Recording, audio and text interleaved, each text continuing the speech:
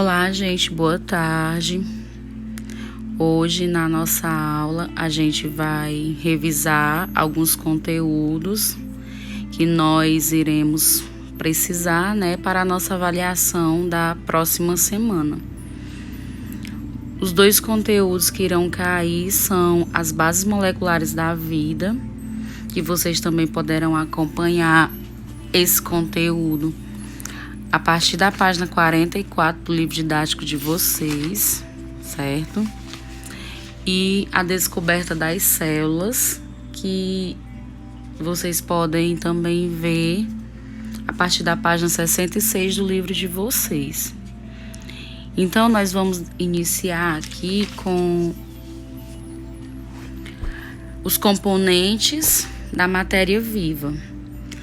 Todos nós sabemos que a matéria que constitui os seres vivos predominam átomos de certos elementos químicos, como carbono, hidrogênio, oxigênio, nitrogênio, fósforo, enxofre, entre outros elementos químicos. Então, para a gente entender a diferença das bases moleculares da vida, que nós temos dois tipos, que são as substâncias inorgânicas, que são moléculas pequenas. Quem são as substâncias inorgânicas? A água e os sais minerais. E as substâncias orgânicas, que são moléculas um pouco mais complexas e são formadas por cadeias carbônicas, que são os glicídios, lipídios, as proteínas, as vitaminas e os ácidos nucleicos.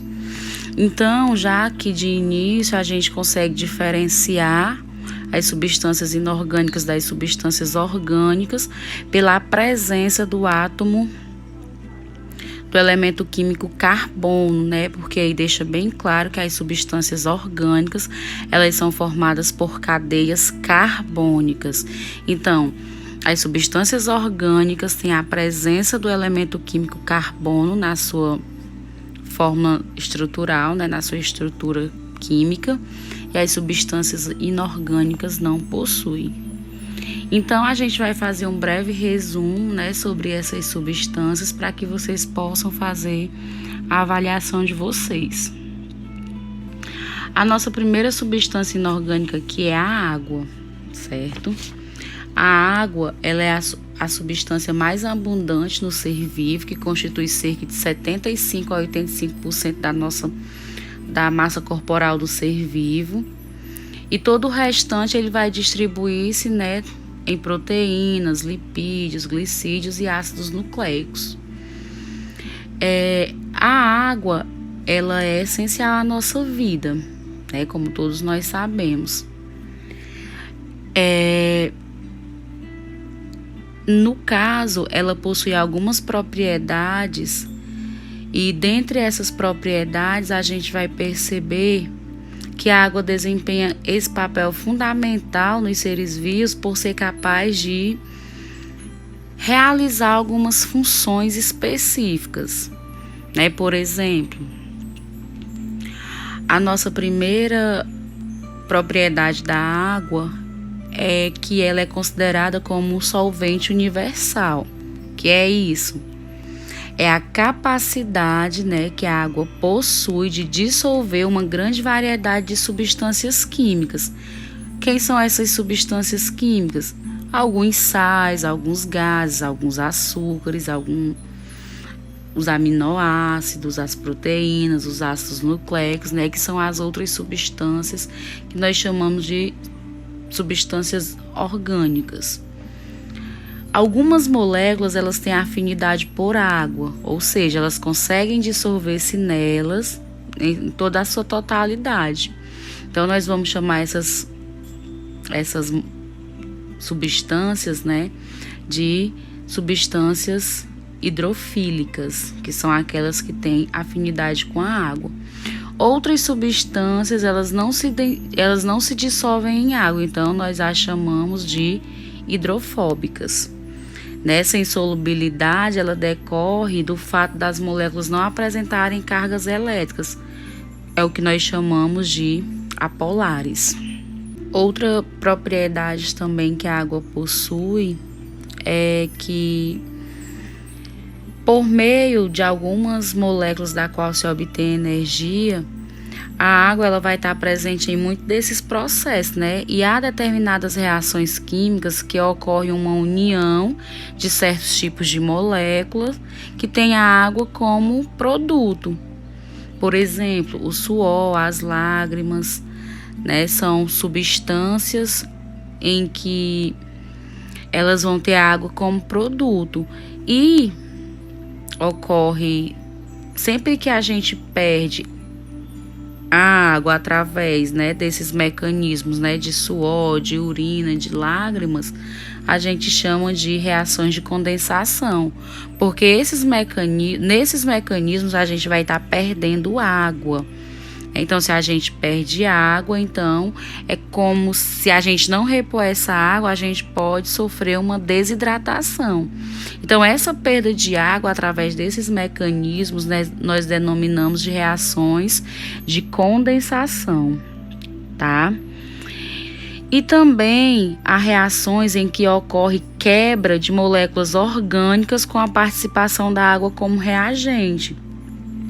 Quando a água ela quebra algumas substâncias, né, em determinados mecanismos, como é o caso aí da fotossíntese, né, que a fotossíntese ela na fotossíntese a planta ela absorve a água, absorve a glicose e absorve também gás carbônico. Então, a água, ela se junta com outra substância, no caso, né, o gás carbônico. E a energia da luz e vai sofrer uma quebra. Ela vai quebrar algumas substâncias que vão ter presente nessa absorção na hora da fotossíntese e vai transformar em gás oxigênio. Então, quando a água ela participa de determinadas quebras de moléculas orgânicas, a gente chama de reações de hidrólise. Hidro vem da água, né? Hidro significa água e lise significa quebra. Então, as reações de hidrólise são reações químicas em que ocorre a quebra de algumas moléculas orgânicas com, né, o auxílio da água. Na nossa próxima propriedade da água, né, nós temos a água como moderador de temperatura. A água ela vai ser importante para ajudar a evitar variações bruscas de temperatura na temperatura dos organismos. Ou seja, a água ela apresenta um alto calor específico, sendo capaz de absorver ou ceder grandes quantidades de calor com uma pequena alteração da temperatura. Então, o que nos faz manter a nossa temperatura corporal, né, é essa capacidade que a água tem de ser um moderador de temperatura. Lá na reação de condensação, quando a gente perde o suor, ele vai estar nos ajudando a moderar a nossa temperatura. Duas propriedades que são muito importantes para os seres vivos é a coesão e a adesão. A coesão é o fenômeno em que as moléculas da água se mantêm unidas umas às outras, né, permitindo que alguns seres vivos eles possam flutuar sobre a água. E a adesão é o fato de que as moléculas de água, por serem polarizadas, elas é uma propriedade que faz com que a água molhe e seja capaz de aderir a diversos materiais como tecidos de algodão, papel, etc. Por isso que o nome é adesão, certo? A adesão ela possibilita a água a subir pelas paredes internas, né, da epiderme de alguns seres vivos e ele molhe algumas superfícies. E ela molha algumas superfícies, ok? A nossa outra substância inorgânica, né, que são os sais minerais, são substâncias inorgânicas que não podem ser produzidas pelos seres vivos. Então, para que a gente possa ter a presença dessa substância no nosso organismo, eles devem ser ingeridos através de uma boa alimentação que vai fornecer uma quantidade adequada dessas substâncias. Caso haja excesso, os sais minerais eles serão eliminados através das fezes e da urina, né? São substâncias inorgânicas formadas por íons. A falta de algum deles podem afetar seriamente o nosso metabolismo, né? Por isso que cada um tem uma função específica no nosso organismo. E essa tabela aqui, ele mostra algum desses sais minerais, né? O cálcio, por exemplo, ele forma o tecido ósseo e atua no funcionamento muscular. Pode ser encontrado em leite, peixes, folha verde, ovos, feijões, sementes. Aí nós temos fósforo, ferro, iodo, sódio, potássio, zinco, maionese, né? Que são um dos principais. Uns dos principais, né? Alguns dos principais. Agora, vindo aqui para as nossas substâncias orgânicas, né, nós temos os glicídios, que nós também podemos chamar de carboidratos ou hidratos de carbono. São, né, no popular, os açúcares. São moléculas orgânicas constituídas fundamentalmente por átomos de carbono, hidrogênio e oxigênio. E tem várias funções, né? Eles são uma fonte de energia para as nossas células. Também participa da estrutura das nossas células, né? Que algumas estruturas que vão compor o corpo dos seres vivos.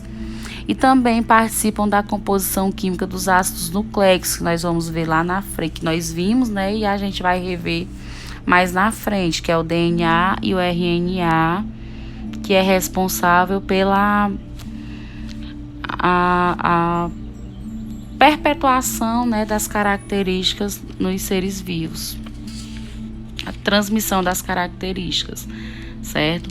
Nós temos 3 tipos de glicídios: os monossacarídeos. Nós temos aí os exemplos da glicose, a frutose e a galactose. Os disacarídeos, que é a união de 2 monossacarídeos. Por exemplo, a união da glicose e da frutose vai resultar num disacarídeo chamado sacarose. Aí nós temos, né, outros 2 tipos aí, que é a maltose e a lactose.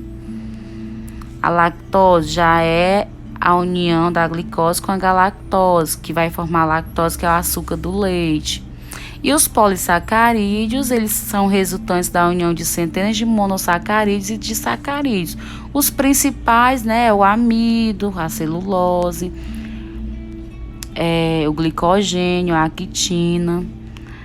O amido a gente encontra em uns alimentos bem presentes na nossa vida, né? No caso, o arroz, a maisena, farinha.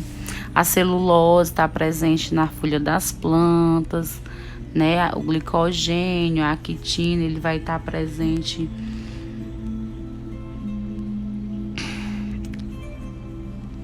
em algumas partes estruturais do nosso corpo. O segundo tipo de substância orgânica, os lipídios, né? São os lipídios, né? São os óleos e as gorduras. Também possuem uma função energética e estrutural.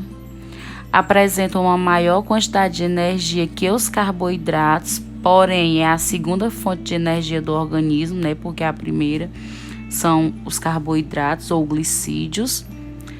São formados por uma molécula de glicerol ligada a 3 cadeias de ácidos gráxicos e são insolúveis em água, ou seja, são substâncias hidrofóbicas que não se misturam com a água. E os tipos de lipídios são os glicerídeos, né, os óleos e as gorduras. né? Por exemplo, onde é que eu posso encontrar o glicerídeo? Na manteiga, no óleo, né, que a gente conhece no nosso dia a dia. Os esteroides, né, que são o colesterol, né, o colesterol que está associado ao infarto do coração e às doenças do sistema cardiovascular, ou seja, a ingestão exagerada de colesterol que está presente na gordura dos animais pode trazer vários distúrbios, né? Várias doenças para o nosso corpo, para o nosso organismo. E também ele está presente, né, o colesterol. Ele é um componente das membranas das células dos animais. É também um componente que constitui os hormônios, a progesterona no sexo feminino e a testosterona no sexo masculino. E o colesterol ele é produzido principalmente no fígado ou pode ser obtido em alimentos de origem animal. Terceiro tipo, os fosfolipídios, né, que formam a biomembrana celular, né, tá lá, forma a membrana plasmática das nossas células e tem uma propriedade anfifílica, ou seja, o fosfolipídio ele é uma combinação de uma gordura, né, que é o glicerídeo, e um fosfato. Ou seja, a molécula do fosfolipídio ele lembra um palito de fósforo com uma cabeça que é eletricamente carregada e uma haste que não possui carga elétrica, ou seja, ele é constituído por duas caudas de ácido gráfico. Então, a cabeça ela é polar e a cauda ela é apolar, ou seja, a cabeça ela é hidrofílica e a cauda é hidrofóbica. Então, como essa mesma estrutura possui parte que é hidrofílica, que tem afinidade com a água, e a outra parte que é hidrofóbica, que não tem afinidade com a água, a gente diz que ela é anfifílica. O quarto tipo de lipídio são os carotenoides, né, que são os pigmentos de cor vermelha, laranja ou amarela, que são insolúveis em água, mas são solúveis em alguns tipos de óleos e solventes. Estão presentes nas células de todas as plantas e são importantes no processo da fotossíntese, certo? Um exemplo, né, de um carotenoide, o laranja, que está presente na cenoura e em outros vegetais. Ele é uma matéria-prima essencial para a produção da vitamina A, que vai auxiliar na nossa visão, certo?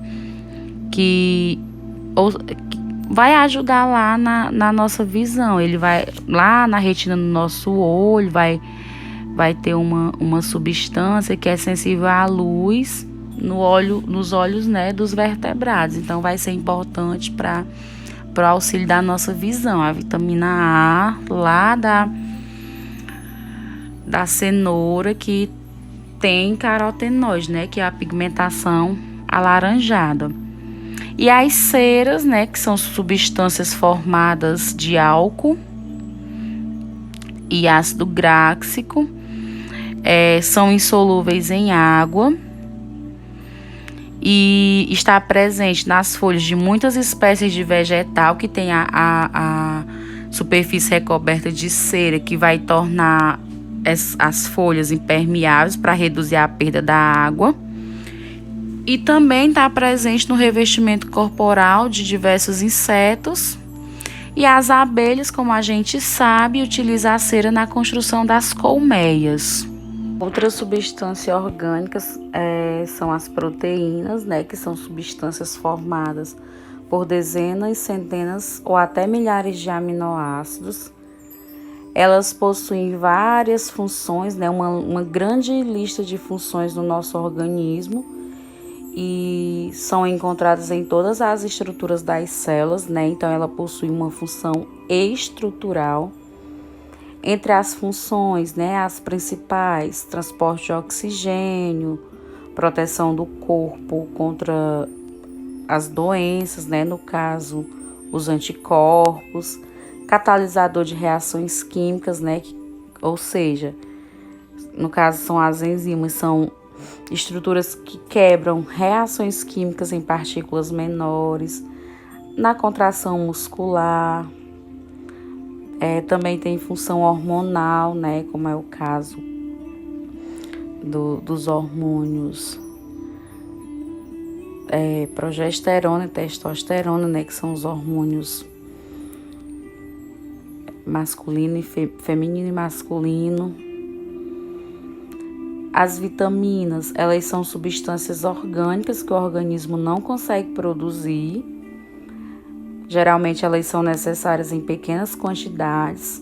Elas atuam juntamente com as proteínas, né? Então elas possuem funções de reações enzimáticas, né? De quebra de algumas substâncias. Os alimentos que nós podemos encontrar, as vitaminas, eles são de fonte natural, mas essas vitaminas elas também podem ser encontradas de forma artificial. A deficiência de determinada vitamina vai alterar negativamente o metabolismo celular, né? Ou seja, aquela vitamina, se você que é responsável pela coagulação sanguínea, por exemplo, caso a vitamina K, se você tiver com deficiência nessa vitamina, ela vai causar reações negativas no seu sangue. E as doenças que são resultantes de falta de vitaminas, elas são chamadas de avitaminoses. As vitaminas elas são classificadas em 2 tipos: as lipossolúveis, que são as que são solúveis em gorduras ou solventes de gordura, né? Lipo vem de lipídios. No caso aí nós temos as vitaminas A, D, K e E. E nós temos as vitaminas hidrossolúveis, né? Como o próprio nome já diz, são vitaminas que são solúveis em água. Hidro, né, vem de água. Um exemplo aí são as vitaminas do complexo B e a vitamina C. A nossa última propriedade, a nossa última substância orgânica, né, são os ácidos nucleicos. Eles são chamados assim porque eles possuem propriedade ácida e também por serem encontrados no núcleo da célula, né, no núcleo das nossas células. Eles constituem os genes, né? Um deles, no caso o DNA, ele é responsável pela determinação. No caso, o DNA, ele possui genes que são responsáveis pela determinação das nossas características físicas. E existem 2 tipos, né? O DNA e o RNA. O DNA eu chamo de ácido desoxirribonucleico, porque ele é constituído de ácido fosfórico, do glicídio chamado desoxirribose. O ácido ribonucleico, que é o RNA, ele também é constituído de ácido fosfórico, mas o glicídio dele é a ribose, e ambos são encontrados no núcleo da célula. Só que o DNA, ele é encontrado exclusivamente no núcleo da célula. O RNA não, ele também é encontrado no núcleo da célula, mas a concentração maior dele é no citoplasma. Eles são constituídos, né, por 3 tipos de componentes, como nós já vimos. Os glicídios, né, que é o açúcar desoxirribose no DNA e o açúcar ribose no RNA, constituído por ácido fosfórico e também constituído por bases nitrogenadas. Quem são essas bases nitrogenadas e por que elas são chamadas assim? Elas são chamadas assim porque elas contêm na sua constituição nitrogênio, e nós temos 5 tipos: a adenina, timina, citosina, guanina e uracila. Como vocês podem ver, a gente pode representar essas bases nitrogenadas pela primeira letra dos seus respectivos nomes, né? E as bases adenina e guanina, Elas são constituídas por 2 anéis de carbono e nitrogênio, por isso a gente chama elas de bases púricas ou purinas, como vocês podem ver aí na imagem, né? A amarela que está em amarelo e a que está em lilás. As outras, né? A citosina, que é aí azul, a timina, que é a laranjinha, e a uracila, que está em rosa, elas apresentam apenas um anel de carbono e nitrogênio. Aí por isso nós chamamos elas de pirimídicas ou piridiminas. As bases presentes no DNA são adenina, timina, citosina e guanina. As que estão presentes no RNA são adenina, uracila, citosina e guanina. Ou seja, 3 delas, tanto o DNA quanto o RNA vão possuir na sua estrutura.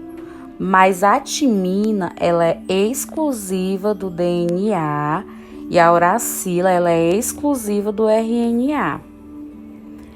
Quando nós vamos organizar esses ácidos nucleicos, eles organizam-se num trio molecular que nós chamamos de nucleotídeo.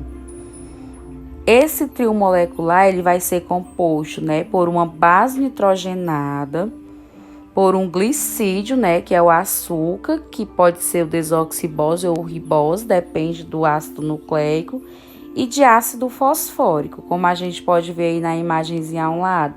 A gente tem em azul o ácido fosfórico, nós temos aí em amarelo, né, na bolinha, o açúcar ribose, mais acima nós temos a adenina.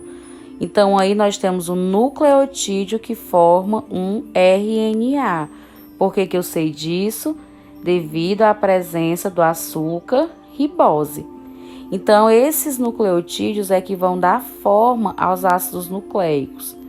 Por exemplo, o DNA ele vai ser formado por 2 cadeias de nucleotídeos, né? Que é uma cadeia dupla, ou seja, eu vou ter um nucleotídeo ao lado do outro, que vai ser interligado através das bases nitrogenadas e por uma reação química que nós chamamos de pontes de hidrogênio. Só que tem um detalhe: a adenina, o nucleotídeo que tiver adenina só vai poder emparelhar-se ao nucleotídeo que tiver a timina, através de 2 pontes de hidrogênio. Já a guanina, ela vai emparelhar-se com a citosina através de 3 pontos de hidrogênio para a gente poder formar a molécula, a cadeia dupla de DNA. No caso, o RNA, ele não vai ser uma cadeia dupla, ele vai ser uma cadeia simples. Ele vai se enrolar em si mesmo, né, pelo emparelhamento entre as bases complementares na mesma cadeia polinucleotídica, né? Posteriormente, a gente vai entender mais direitinho, né? Certo? Então, a gente tem aí, né, um RNA, temos ali a uracila, que é exclusiva do RNA. E aqui nós temos um quadro que vai... Esse quadro é muito importante, né, para a gente entender as diferenças do DNA e do RNA, né? No geral, eles parecem ter a mesma constituição, né? Mas ele tem algumas diferenças. Por exemplo, o açúcar do DNA é o desoxirribose, do RNA é o ribose. O filamento do DNA é duplo, o que caracteriza a cadeia dupla. E do RNA é simples, o que caracteriza a cadeia simples. Qual é a função do DNA? Informações genéticas, né? No caso, os genes que vão determinar as nossas características. Qual é a função do RNA? Síntese de proteínas, né? Construir as proteínas para que o nosso metabolismo ele funcione com eficiência. E as bases nitrogenadas? Os dois têm adenina, guanina e citosina, mas apenas o DNA vai ter timina e apenas o RNA vai ter uracila, ok? Nosso próximo conteúdo aí que vai cair na prova, a descoberta das células. Né? Para a gente falar da descoberta das células, a gente tem que falar do microscópio. O que é o microscópio? É um aparelho, né, uma ferramenta que ele é utilizado para ampliar as imagens que são extremamente pequenas e nós não podemos ver a olho nu. Então, foi a partir da descoberta do microscópio que em 1650, Robert Hooke, ao fabricar um microscópio óptico, ele começou a observar algumas estruturas. Então, ele observou um pedaço de cortiça, né, que é aquela madeirinha que a gente faz as rolhas dos vinhos. Então, ele observou nessa cortiça pequenas cavidades que ele chamou de poros ou células. Então, foi o Hooke que utilizou pela primeira vez o termo célula. Então, a partir daí, outros cientistas, eles formularam o que nós chamamos de teoria celular. O que é essa teoria celular? Essa teoria celular, ela diz que todos os seres vivos, eles são constituídos por célula e apesar da enorme biodiversidade existente, né, de seres vivos na Terra, a célula é a unidade básica dos seres vivos. Então, abriu-se novos horizontes para um novo campo da biologia, que é a citologia, que é a área da biologia que estuda a estrutura e a função da célula. Então, a citologia ela permitiu que o conhecimento da célula evoluísse ao longo do tempo, para que a gente pudesse entender outras coisas, né? Então, os princípios da citologia é o quê? Que a célula é a unidade menor dos seres vivos e é responsável pelos processos vitais. A célula é a unidade morfológica, né, que estrutura, que forma o corpo do ser vivo e também fisiológico, ou seja, é na célula que vão estar presentes estruturas que têm funções específicas para o funcionamento do nosso metabolismo, né, do metabolismo dos seres vivos. A célula é a unidade genética do ser vivo, ou seja, cada célula ela vai resultar da divisão de outras pré-existentes, ou seja, só pode nascer um ser vivo a partir de outro ser vivo, como a gente viu lá na origem da vida, na teoria da biogênese. Então, estes princípios, né, que fundamentam a citologia, eles são muito importantes para que nós possamos compreender que se nós estudarmos as células, nós vamos estudar a própria vida e vamos entender como ela funciona e como a gente pode cuidar dela, né, com muita clareza e objetividade para que nós possamos viver bem e cuidar do meio ambiente. Então, aqui nós temos as partes fundamentais de uma célula, né? Todas as células apresentam 3 partes básicas: a membrana plasmática, né, que é essa partezinha que reveste a célula, que dá forma à célula, o citoplasma, que é onde tem essas estruturas coloridas, que nós chamamos de organelas citoplasmáticas, e o núcleo, que é onde está o nosso material genético, nosso DNA. Então, existem células mais simples, que nós chamamos de células procarióticas, né? Elas são células bastante simples e ela não tem, o material genético ele não vai estar guardado, né, por uma membrana nuclear. Então, a célula procariótica, né, ela não apresenta um núcleo verdadeiro. Ele é chamado assim, de procariótico, né? Pro é uma coisa pré, uma coisa ainda que não se formou. E cariótica vem de carioteca, que é essa membrana que envolve o núcleo da célula. E nós temos aqui a foto, né, de uma célula procariótica, de uma bactéria. E a gente vê ali o nucleóide, que é onde vai estar o material genético. Já a célula eucariótica, ela é uma célula mais complexa, de dimensão maior. O núcleo ele é bem definido e organizado, porque tem a membrana nuclear, que é a carioteca, que vai envolver o material genético. Então, a gente sabe muito bem onde encontrar o material genético. E também existem inúmeras organelas, né, que são estruturas que têm formas e funções diferentes lá no citoplasma. E todos eles vão estar envolvidos pela membrana plasmática.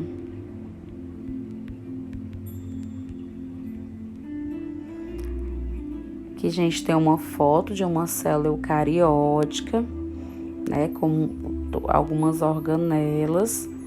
Então, a diferença da célula eucariótica para procariótica é que a eucariótica tem um núcleo bem dividido e a procariótica não, ou seja, não possui carioteca, não possui núcleo. A procariótica não possui carioteca, não possui núcleo e a eucariótica possui. Basicamente é isso, pessoal, que vocês precisam rever para fazer a avaliação na próxima semana. Boa tarde e bons estudos!